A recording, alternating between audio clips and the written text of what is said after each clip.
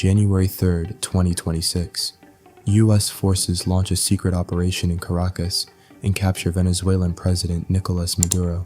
Daring operation in the pre-dawn hours and 2 a.m. The U.S. carried out large-scale strikes on Venezuela overnight. It was unprecedented. To the world, it came out of nowhere, but not for two unknown men. Donald Trump, who said it was like watching television, but there is another man, an unknown one. Because just hours before the operation became public, an unknown man signed up at Polymarket and placed a series of bets, all predicting Maduro's removal. Within hours, he walked away with over $400,000. At first glance, it feels like insider trading, someone with access, cashing in early. But the real problem runs deeper than that, because insider trading reacts to events that are already decided. Prediction markets don't just react, they price the future. And if this continues, we might be entering a world where decisions aren't just predicted, they're influenced by the odds themselves. If you had me saying potato on Polymarket, you just made a ton of money. It's not just elections Polymarket helps its customers bet on, it's all kinds of questions. Arizona is filing criminal charges against Kalshi. Who will win the Super Bowl? If we're gambling on war. Will Taylor Swift get married this year? Welcome to the Sleuthing Scams, and today we will be talking about why the planet now runs on betting. It takes a lot of effort, time, and heart to bring these videos for you, so kindly hit that subscribe button. Betting isn't new. It's been part of human behavior for centuries. Long before modern casinos, early humans were already gambling, using carved animal bones like primitive dice. By around 3000 BC in Mesopotamia, the first six-sided dice had already appeared. Over time, betting evolved, moving from small games of chance to organized casinos, and eventually into sports. But in the United States, sports betting remained largely illegal for decades, until 2018, when the Supreme Court struck down the federal ban. That moment changed everything. As legal sports books began to emerge, major leagues didn't resist, they embraced it. The NBA, for example, partnered with companies like FanDuel and DraftKings, turning betting from a shadow industry into a mainstream business. Across the world, sports began integrating live betting odds directly into broadcasts, turning games into real-time prediction arenas. And it didn't stop there. Many NFL teams have gone a step further, allowing sports books to operate inside their stadiums, embedding betting into the live fan experience itself. And in 2024, sports betting has grown so massive that it generated more than 3 times the combined annual revenue of the NFL, NBA, MLB, and NHL, the very leagues people are betting on. But even then, there were still parts of life that betting hadn't touched. And then came prediction markets, rising sharply during presidential elections. While the news channels kept calling it a neck-and-neck race, platforms like Kalshi were telling a completely different story, pricing in a clear win for Donald Trump. All the polls relied on conventional wisdom, while the prediction markets relied on the wisdom of crowds. And in the end, that's exactly what happened.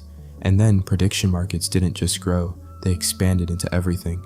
They started offering bets on the most extreme possibilities, from the return of Jesus to who is going to be the bridesmaid of Taylor Swift to the outcomes of wars. Unlike traditional sports gambling, prediction markets don't rely on a house taking the other side of your bet. Instead, they simply match buyers and sellers, earning money through transaction fees. At their core, these markets are driven purely by supply and demand, and while these platforms let you bet on almost anything that might happen in the future, most users are still there for one thing: sports.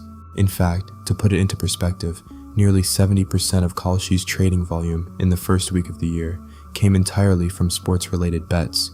Sports betting still isn't fully legal across all of America. But here's the twist: those same restrictions don't quite apply to prediction markets, because technically they're not classified as gambling, they're framed as predictions. To put it into perspective, sports gambling is fully legal in only 31 states, while a Kalshi is available in all 50.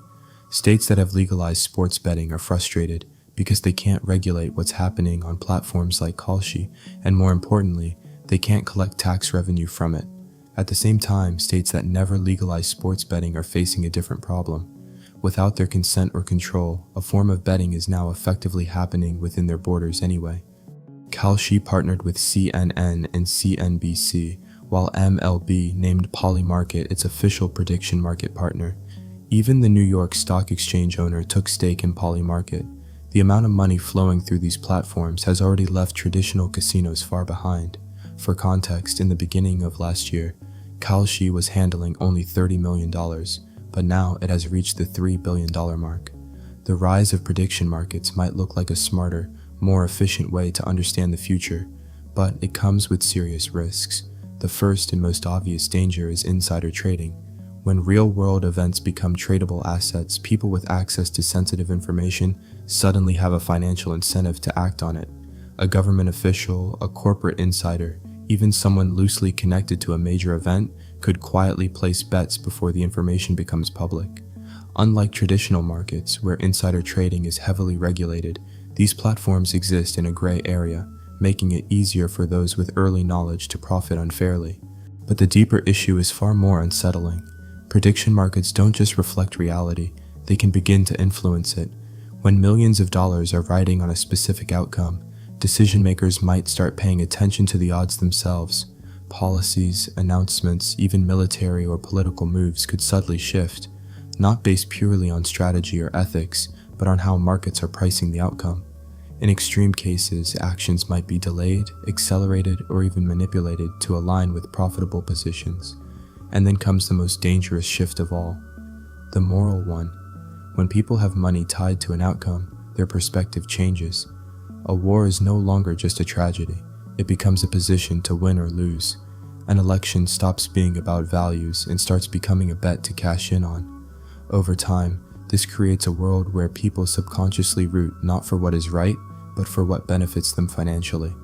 Prediction markets had a difficult run during Joe Biden's administration, but luckily, the current Trump administration, which is luckily predicted as a winner in 2024, has a very soft corner for them. His administration even vowed to break the past hostility.